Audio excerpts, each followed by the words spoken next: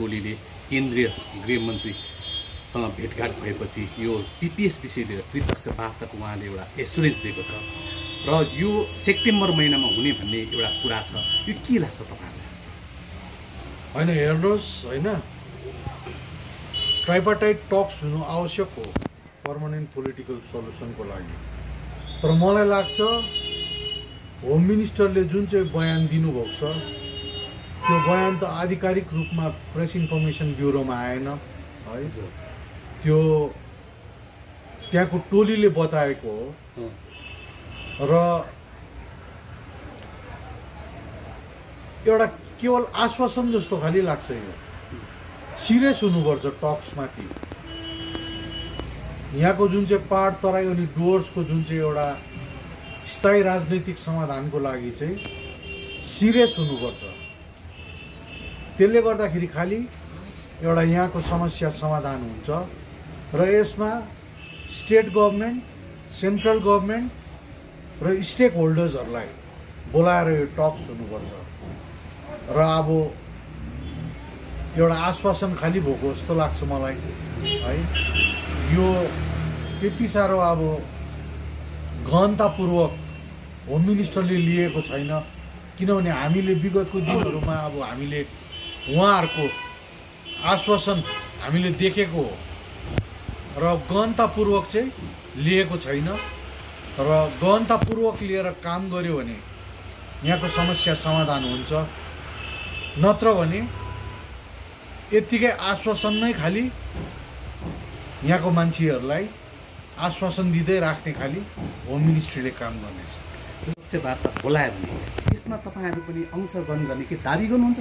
होइन, अब त्यसमा त अब एउटा औपचारिक रूपमा अब एउटा निमन्त्रणा आउनु पर्यो नि, चिठी आउनु पर्यो नि।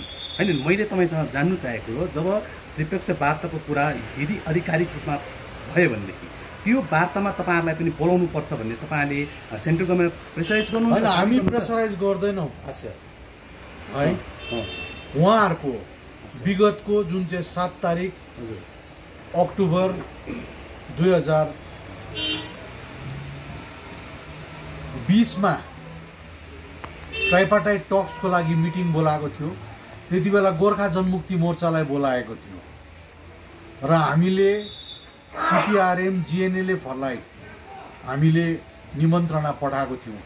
तर गोर्खाल्यान्डमाथि टक्स बोलाएर 24 घण्टामा त्यो टक्स जिटिए माथि रिभल्भ गराइदिएको हो र यस्तो प्रकारको प्रवृत्ति छ सेन्ट्रल गभर्नमेन्टको।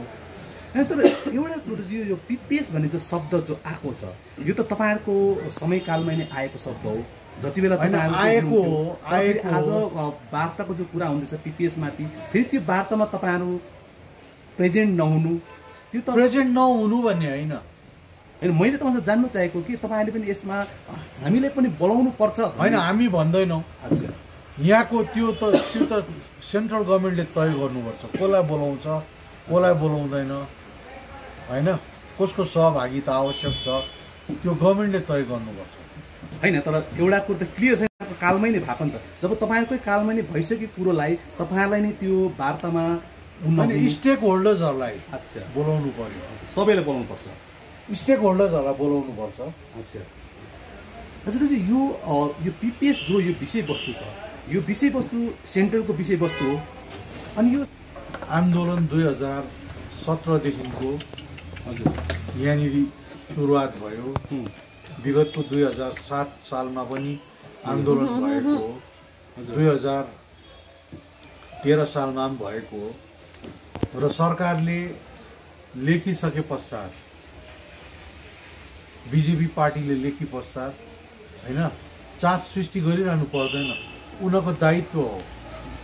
डेमोक्रेसीमा सबैभन्दा ठुलो भन्नुभयो त तपाईँले जो तपाईँहरूको काम गरिसक्नुभयो, ताकि बिजेपीलाई एनपी दिनुपर्ने थियो तपाईँले दिइसक्नुभयो, तर अब चाहिँ यो काम गर्ने दायित्व बिजेपीको। हेर्नुहोस्, एमपीको कुरा हुँदैन, हजुर, पिपल्स भोइस बुझ्नुको लागि, पिपल्स एस्पिरेसन बुझ्नुको लागि सरकार हो। डेमोक्रेसीमा सरकारले त्यो बुझ्नुपर्छ र जनताको भोइस जुन चाहिँ छ त्यो गोर्खाल्यान्डमाथि छ। त्यो भोइस सरकारले बुझेर त्यो माथि कारवाही गर्नुपर्छ। तर दाजु यो कतै न कतै यो जनता मतदाताहरू ठगिएको जस्तो भएन र?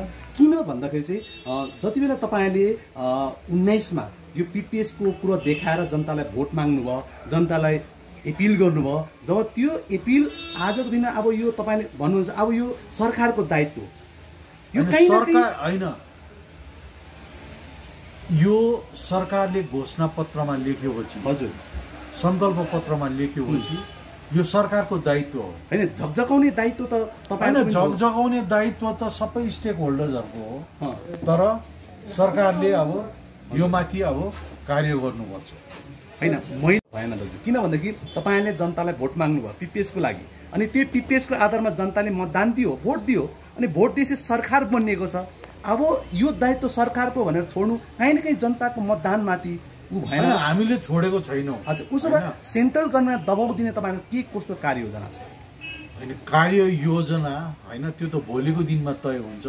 पहिला यिनीहरूले जुन चाहिँ टक्स बोलाएको छ त्यो टक्स इमान्दारीपूर्वक पर्मानेन्ट पोलिटिकल सल्युसन माथि कति चाहिँ बोलाएको रहेछ त्यो पो हेर्नुपर्छ त। 2020मा पनि बोलाएको हो नि ट्राइपार्टाइट टक्स त, तर 24 घण्टामा त चिठी चेन्ज गरिदियो नि त होइन। र यो चाहिँ अब हेर्नु पर्यो नि। के लाग्छ तपाईँलाई कि सेन्ट्रल गभर्मेन्ट गोर्खाहरूको मागप्रति, दार्जिलिङको समस्याप्रति कि गम्भीर छ या छैन जस्तो लाग्छ तपाईँ? होइन, भोटको राजनीतिमा खालि उनीहरू सक्रिय छ। अच्छा, भोटको लागि खालि हामीलाई प्रयोग भएको छ। अच्छा, उनीहरू हाम्रो समस्याप्रति इमान्दार छैन। यो चाहिँ म किटान गरेर भन्न सक्छु। दाजु एउटा कुरो तपाईँलाई मेरो अन्तिम प्रश्न, यो पिपिएस शब्द तपाईँहरूको कालमै नै यो भएको कुरो, उच्चारण भएको कुरो, यो पिपिएस के लाग्छ तपाईँलाई? किन अब यो तपाईँहरू र बिजेपी मिलेरै नै यो पिपिएस शब्दको भएको? हेर्नुहोस्, हाम्रो लागि त पर्मानेन्ट पोलिटिकल सल्युसन गोर्खाल्यान्ड हो। अच्छा, होइन भने युनियन टेरिटोरी। अच्छा, तर यो कुरो त्यति बेला भारतीय जनता पार्टीले स्पष्ट किन भन्नु सकेन र तपाईँले पनि यो भनौँ भने किन भन्नु भएन? उनीहरूले अब बङ्गालको 294वटा सिटलाई हेर्छ। अच्छा, पहाडको सिटलाई, तराई र डुवर्सको सिटलाई खालि हेर्दैन र रेस्ट अफ बङ्गालमा के इफेक्ट पर्छ त्यो हेरेर पर्मानेन्ट पोलिटिकल सल्युसन लिएको। योभन्दा अगाडि पनि 2009 र 2014मा उनीहरूले लङ पेन्डिङ डिमान्डमाथि कुरो गरेको थियो, तर एउटा कमिटीसम्म पनि बनाएन। लङ पेन्डिङ डिमान्डलाई इक्जामिन गर्नुको लागि कमिटीसम्म पनि बनाएन र यो चाहिँ जनताले बुझ्नुपर्छ। दाजु यो 2सम्म तपाईँले भारतीय जनता पार्टीलाई भोट हाल्ने जनतालाई एपिल गर्नुभयो, तर त्यति बेलासम्म पनि भारतीय जनता पार्टीले पहाडको लागि केही गर्दैन, गोर्खालाई केही गर्दैन भन्ने बुझ्नुमा विलम्ब किन भयो? यति होइन, हामीले अब उहाँ 2009मा सत्ता आएन, 2014मा आयो होइन, 2014मा आएर होइन, उनीहरूले जुन चाहिँ दीर्घकालीन माग छ त्यो मागको लागि के अवलोकन गर्छ भनेर हामीले सोचेको थियौँ। एउटा कमिटीसम्म इक्जामिन गर्ने कमिटीसम्म त्यो बनाएन। 2019मा पर्मानेन्ट पोलिटिकल सल्युसन लेखियो।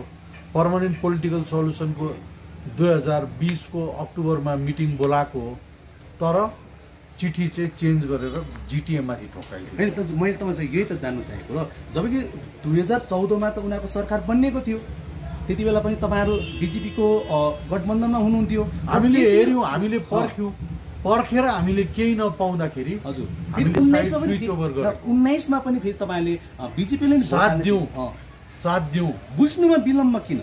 अब बुझ्नुमा अब हामीले उनीहरूलाई समय दिएर हामीले हेऱ्यौँ।